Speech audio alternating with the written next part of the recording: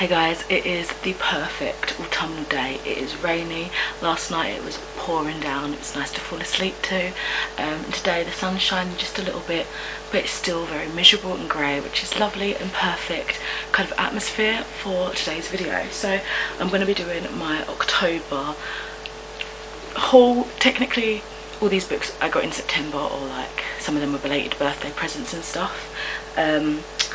But it's October now, let's just call it an October haul. So I'm going to start off with the bookish items. So as you guys know, I've been, if you've watched my reading vlog, I've been working on like a new spread for my reading journal and trying to make it more artistic and pretty and aesthetically pleasing. So I got some like bits of washi tape and stickers and stuff to kind of amp up that game, and I ordered them all on Etsy to try and support some small businesses. But let's get started. So a lot of them were all in like little envelopes, and it's really sweet. So some of them have got quirky stickers, so I just would like to show you, so I've kept them in their packaging. But this one has got like a really cool printed address from the sender, and it's just a regular little brown envelope. Obviously I'll tell you guys all the shops and stuff. So it comes protected in this nice little plastic sheet. So this is from the shop Morenkunst. And there seems to be some little extra goodies in pretty much all of these packages, which I'm really happy about. This is just a thank you sticker, but they've obviously got stickers all over it, and I don't know how well you can see, but that's the name under there. Again, I'll probably link all of these shops in the description. Comes with a nice bit of card, which I could probably use as like a template for something. And the actual sticker sheet that I ordered was Sticker Sheet Books, and this is how that looks. Again, the little logo at the bottom for the shop.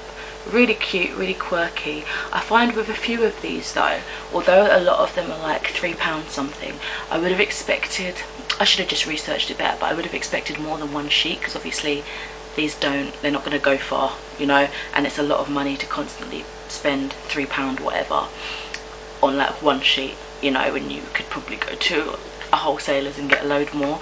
But I'm trying to support small businesses in that way, so that's why I wanted to make like my first order through them, so you know, you're helping out. But the designs and quality are really beautiful, so I am happy with how quick everything came actually, but how lovely the designs are. I love how they're like deeper muted colours. They're very autumnal colours to me, like with those deep teals, those burnt oranges and browns and stuff. So yeah, I love that. I did sort of want a theme for October, so I've got a few October-y bits, but most of them are just generally like bookish related stickers and washi tape. So I'll pop that over there. The next one came in a little box, and it's got some little bits of washi tape stickers, which is cute, and like stamped on the back is the return address. I just like it when they make the box a little bit quirky. So this is how it looks like inside. It's got a lovely bit of tissue paper, which I will be repurposing, and another thank you card. This is from the shop Calabi Crafts, and again I ordered on Etsy, but they also have a Instagram and stuff like that, other social medias.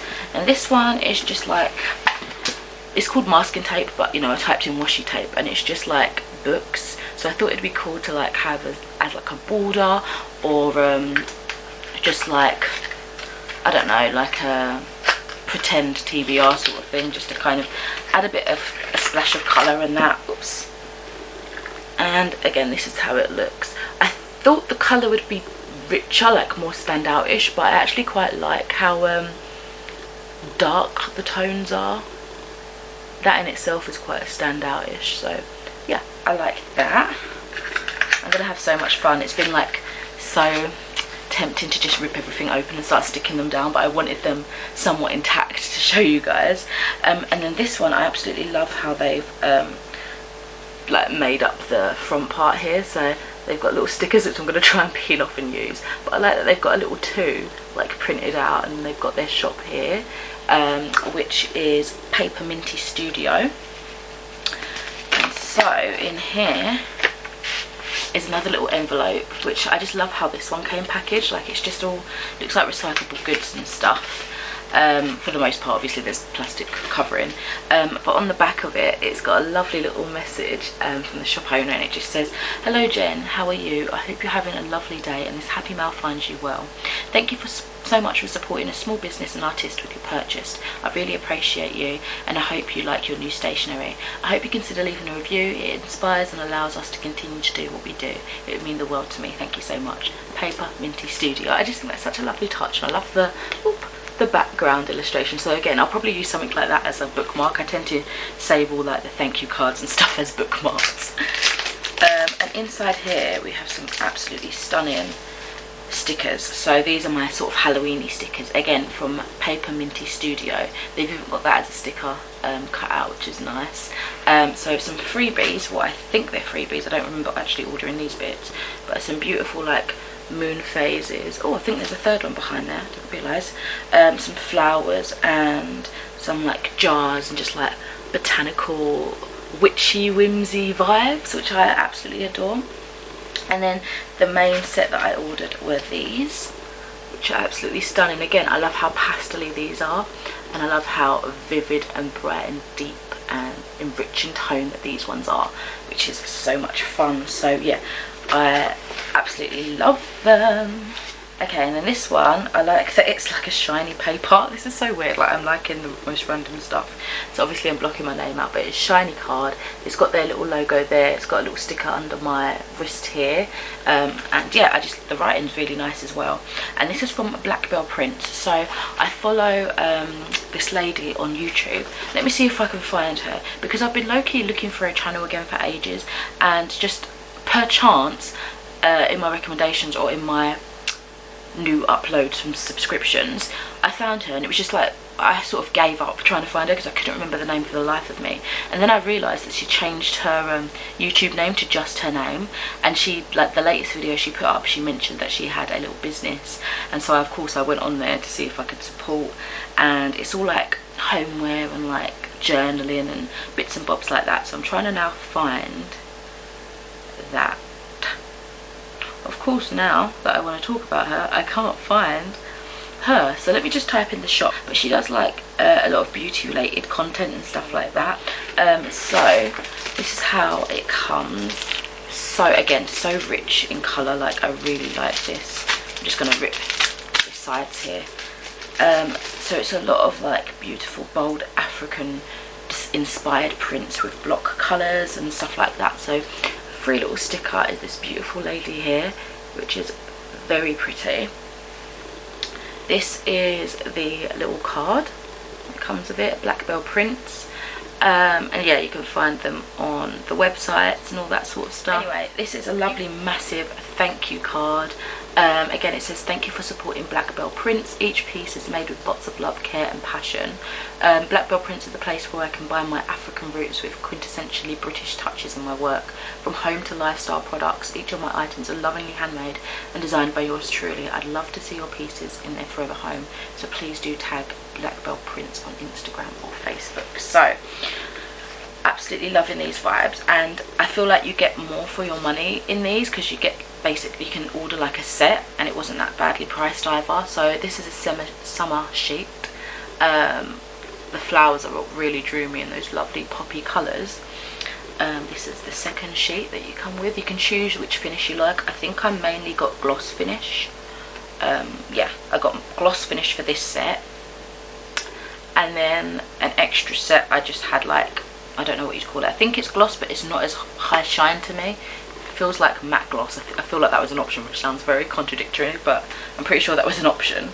So they're absolutely beautiful. I'll be moving on to the books relatively soon. So this is the next one. I like that she's printed off my address in a nice sticker. Happy mail, like it's just those little touches that really make it. And then the back is like designed as well from the sender. And this one is another little lovely packaged one with a sticker, and it's not a sticker, you know, like a little note stuck on it, and it says, "Hi Jen, thanks so much for your order. Emma, Thumbelina Print," which is the name of this shop. And this one I really like, but again, it's one of those ones where I feel like you should at least get two. So I got this free little sticker, which is really lovely. Another thank you card. But look at the back, how freaking cool is that? Again, I might be able to repurpose that. And this one is like a build your own bookshelf one, so it's like a blank cut out layout stickers, where you can make up your bookshelf. It's got some decor there, the shelves and the actual books, and you can put like your TBR and stuff. But again, this was like £3 something, £4 something, and I completely understand like putting your effort and your time and actual art and your skill, but I just feel like a few more pieces to it would make it less of a, what's the word, less of a hit, even though £3 something isn't that expensive, I know that, but less of a hit. So if I want to keep buying more of these, like adding up, that's a lot of money for just one sheet, if you know what I mean. I hope that that makes sense. I hope you understand what I'm trying to say. No disrespect at all to the creators, they're all very beautiful designs. And this one came from the Ukraine, so look at all these really cool stamps and stuff. Aren't they fascinating? Absolutely love it. If I was a stamp collector, I'd probably keep those, but to be fair, I probably will keep those because they look really funky. Inside here, everything's packaged nice and neatly. It's got my like invoice sort of wrapped around it to keep the stickers, I guess, free from getting stuck to the like this bit that seals it in. And in here, absolutely beautiful. Love the little case, and a free sticker, of course, if you can prize it through, which I think I managed to do. Yeah. So these ones are really beautiful. I saw like I keep forgetting it's got like these little paper bits. I just realised I picked up nothing. These little paper bits like confetti, which is really cute. But these ones are by Valia and Tama, hand-drawn planner stickers. And again, thank you so much for your order. I saw these because it had a really pretty like black girl reading, and this is the one that I like went for, and I think it's really beautiful. She's just chill reading, but these are the freebies I got, which is really nice. So some more little stickers. Love the art style of these.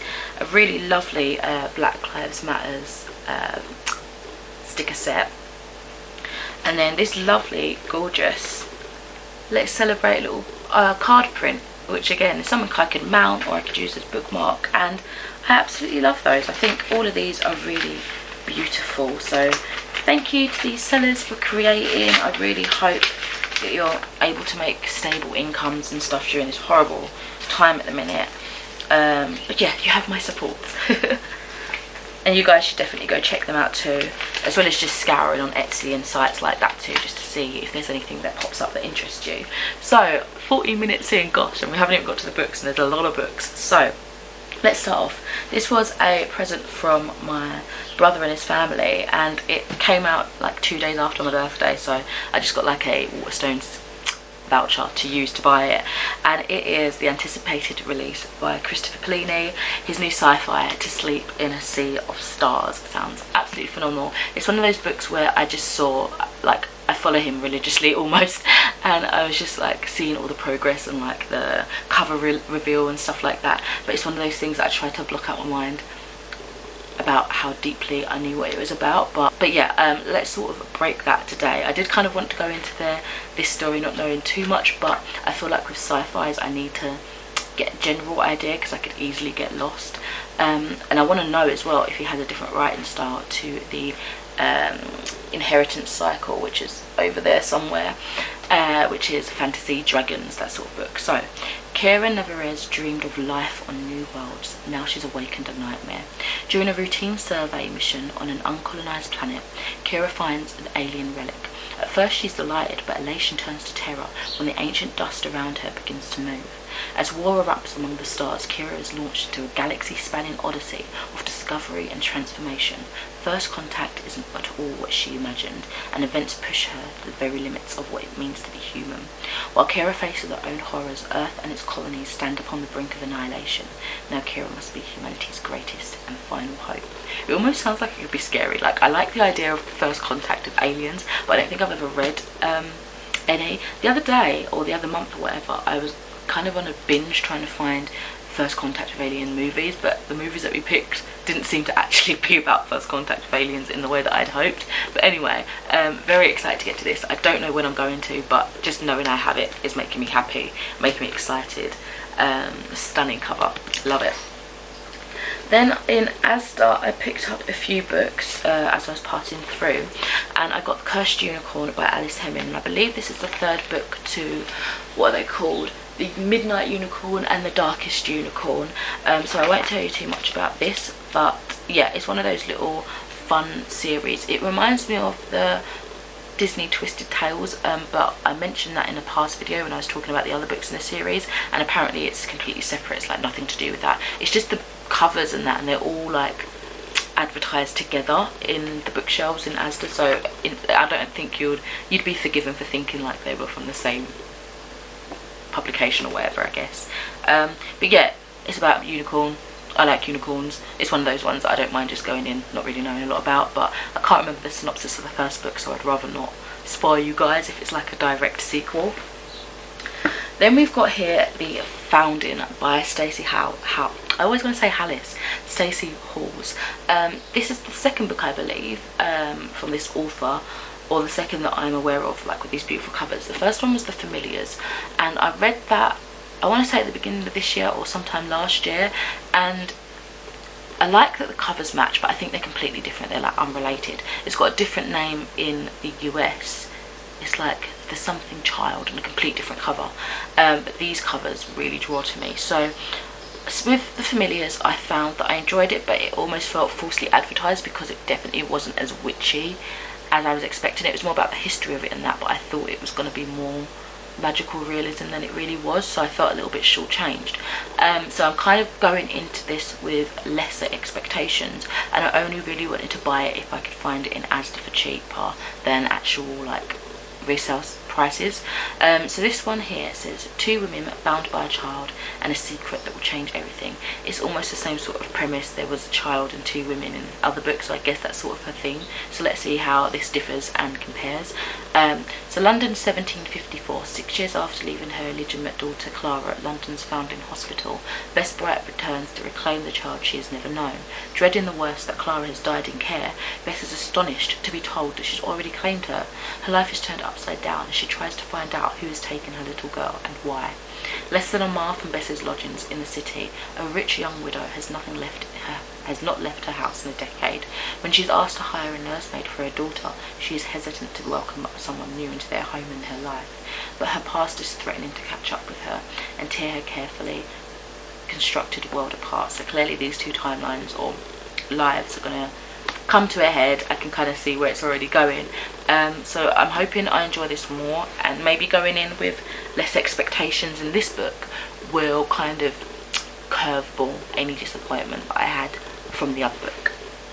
And then I saw a new release from Jacqueline Wilson, and I don't think I've purchased a Jacqueline Wilson book since I was a kid, but this one seemed really amazing because straight off the bat you can see that it was what I could sort of see and assume and perhaps wonder if it was LGBTQ+I representation. And the new book is called Love, Frankie, and even at the bottom it says falling in love for the first time. It's a girl thing. So I want to see how she does this, because I feel like I've said this before and it might be very misguided, because the only book I've reread like in adult years is My Sister Jodie. So just from what I can remember as a child, I always thought she was a somewhat diverse writer, including things that maybe people wouldn't write about for children in those days. So there was a few books, or a specific book I remember about like a gay character. There was like, she wrote for slightly older children, the Girls in Love series and things like that. Like she tackled subjects like Dustbin Baby, like basically child neglect and abuse and things like that. The Tracy Beaker series that maybe authors wouldn't have been writing for children in those days, but she did it so well from what I can remember. So I'm really hoping she doesn't flomp with the LGBTQI+ rep in this. So I think what I'll do is read you this little section at the back rather than the actual synopsis, just to give us both a feel. Also the cover is really stunning. Illustrations of course are by Nick Sharratt, as usual, like the famous duo. And even the back looks really beautiful. That whole, it looks like fireworks to me, so maybe I could read this in November or something. But it says, I think I'm in love with Sally. I still don't totally trust her. Sometimes I don't even like her, but I just feel helplessly drawn towards her, and I don't just want to be, and I just Yeah. And I don't just want her to be my friend, I want her to be my special girl, my one and only. And I think the main character is 14, so it might be for slightly older readers in that age rate, but definitely a lot YA. To me, I still feel like it's middle grade, but we'll see. I haven't read any of the newer books from probably in the last 10 years. I haven't read any of those sort of newer releases. But yeah, let's see what I think about this. Then I went to my local comic book store again, just to kind of support them and see what they had. They've always got amazing things, but sometimes it's difficult to find because they don't really keep a stock. They just bring stuff in and kind of organise it that way. So I ended up getting 3 graphic novels. I got Lev Grossman's The Magician's New Class. So I love the TV show The Magicians. I'm not up to date because I don't think they've aired it over here, like the latest season. Is it 4 or 5 or something like that? And I haven't read the book, so I feel like this would be fun to have after I've read the books. I don't know when I'd read the books, but just knowing I have this kind of hopefully in my mind prompts me to pick up those books. So yeah, it's really cool. It's such a weird world, and I don't know how much the TV show differs from the books, but from the TV show we're following this guy who kind of gets picked to go into this exam for this really intriguing magical school, but it's very adult, it's very dark and graphic. There's a lot of death and murder and sex and violence, and yeah, it's really, really cool. Just very weird vibes. I've spoken about the TV show in the past, so perhaps you've already heard me talk about it, but yeah, this comic I'm assuming follows a different set of characters from that world. And then we've got Lock and Key, Welcome to Lovecraft by Joe Hill and Gabriel Rodriguez. And I've been wanting to read this for so long. I know the TV show's recently come out on Netflix and I haven't watched it because I'm like, no, I need to read like the comics. I don't know why I'm like that. And again, I don't really know what this one is about too much, so let's find out. So it tells the story of the Key House, an unlikely New England mansion with fantastic doors that transform all who dare to walk through them, and home to a hate-filled and relentless creature that will not rest until it forces open the most terrible door of them all. So I did expect some sort of horror. I know that Joe Hill is known for his horror and odd sort of storytelling and stuff like that, and I believe he's the son of Stephen King, and I'm pretty sure he went by Joe Hill because he didn't want that attachment, and I'm pretty sure he's done amazing on his own. So yeah, this will be my, if I get to this before picking up any others, this will be my first Joe Hill book. So yeah, excited for that. It's been on my radar for ages. And then this one, so I actually wanted to pick up The Labyrinth, one of those graphic novels, Jim Henson's The Labyrinth, and I couldn't find the first volume, so I saw this one instead, and I've recently watched, I was scared of The Dark Crystal as a kid, but I really loved the not reboot, but the origin story that they did on Netflix. The 10 episode series was amazing, so I kind of have low-key been wanting more of that. So we've got here The Dark Crystal Creation Myths, the complete collection, by Brian Froud, and I was happy to see that it was already on my to-read list. So yeah, this is, let's see what it actually says. Yeah, so it just reveals the definitive origins of the Skeksis, mystics, Gelfin, and the Dark Crystal itself, by introducing all new characters in an epic spanning thousands of years. I do get a bit confused with these graphic novels and comics and series because there's so many, but they come under different like subtitles and they're part of different like series, and it's just a bit confusing, but I think this is maybe a good starting point. We will have to see. Then I saw my friend Chloe and I got my other like birthday present book. This is the last of the birthday presents now, I swear. And she picked out from my Amazon wishlist A Song Below Water by Bethany C. Morrow. And I think this is a relatively new release. I'm pretty sure it came out like this year, like last month or the month before or something. I'm pretty sure it's very fresh. First of all, she said I like the colours, so I picked that one for you, and I'm like, yeah, the colours are beautiful. Like the cover, absolutely stunning. And from what I know and what I've heard about, it's like a siren story, but being siren isn't the actual like main gist. I've been wanting to read more like mermaid siren books in my later years because they're one of my favourite kind of mythological creatures, and I used to do like deep dives of stuff, and I was like, oh, the what is it, mermaids, the truth found, or whatever it was, you know what I mean, the body found. I love that sort of stuff. Anyway, I believe it talks more about like black identity, and I think something happens. They have to keep their sirenhood a secret, and something happens that I think causes one of the main characters to use her powers, and I think it is entangled with race and identity and like things like that. Yeah, I just love it. It says, A Song Below Water is the story for today's readers, a captivating modern fantasy about black mermaids, friendship and self-discovery set against the challenges of today's racism and sexism. So it is about mermaids, but there's more to it. Like, it actually targets like real issues and stuff, so I'd be excited to see how that works out. And it's relatively short. I wonder how much they can put in this, you know, with it being so short. Interesting. And then we've got a massive stack from the library. So I finally visited the library for what seemed like forever. I just wanted to see how they kind of implemented their social distancing and all that sort of stuff. So when I went, it was like there's lots of spacing out, and there was only 3 members of staff in there. So my library is inside our council, like where you go for like housing and rent and stuff like that. It's like in there. So someone came into the, like someone's just waiting by the door, and you say, I think you can only go there for the library. They've stopped all the other council affairs, I think. I think it's all online or on the phone or something now. But anyway, she says, are you here to give back or pick up books? And I said pick up books. So the browsing's very limited. Everything you touch you have to put in the cleaning bin, so I just picked up everything I touched to take with me, so I was very selective. So when you walk into the library, there's a lady there was a lady sitting down, and she asked for that track and trace thing, so she just took my details and then explained to me, like, you know, what you do with, there's signs around, but you know. So yeah, I was looking for the next book in an unremarkable thing by Hank Green, but I couldn't find it. But I was happy with what I did find, and I was excited to see that they had some newer releases in here, because I feel like my library it's not as updated as often as a lot of others are. But anyway, not a new book, but one book that I've been interested in more of late is James Baldwin's Giovannis Room. And again, I think it's one of those like Penguin classics that I've been wanting to read more, particularly about black authors. And this one says here, David, a young American in 1950s Paris, is waiting for his fiancée to return from vacation in Spain. But when he meets Giovanni, a handsome Italian barman, the 2 men are drawn into intense affair. After 3 months, David's fiancée returns, and denying his true nature, David rejects Giovanni for a safer future as a married man.